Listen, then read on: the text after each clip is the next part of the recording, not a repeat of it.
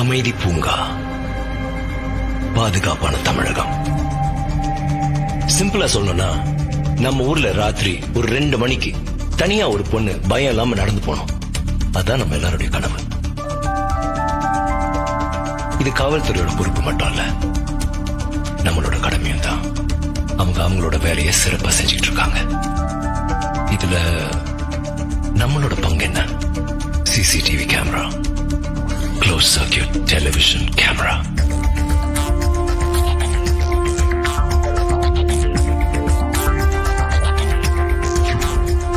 இன்றைய காலகட்டத்தில் காவல்துறையினருக்கு சிசிடிவி ரொம்ப ரொம்ப முக்கியமான ஒரு கருவி. சிசிடிவி கேமரா இருந்தா குற்றங்கள் தடுக்கப்படுது, ஆவணப்படுத்தப்படுது, முக்கியமா கோர்ட்ல சாட்சி அளிக்குது.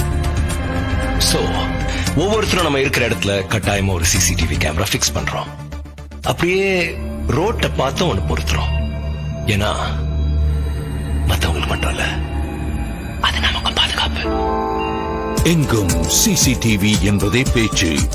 குற்றங்கள் இல்லாத தமிழ்நாடு ஆகி போச்சு. சிசிடிவி ஒரு மூன்றாவது கண். Everything, everywhere. We are watching.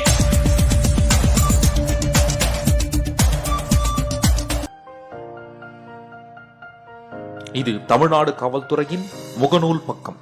Like பண்ணுங்க, ஃபாலோ பண்ணுங்க, ஷேர் பண்ணுங்க.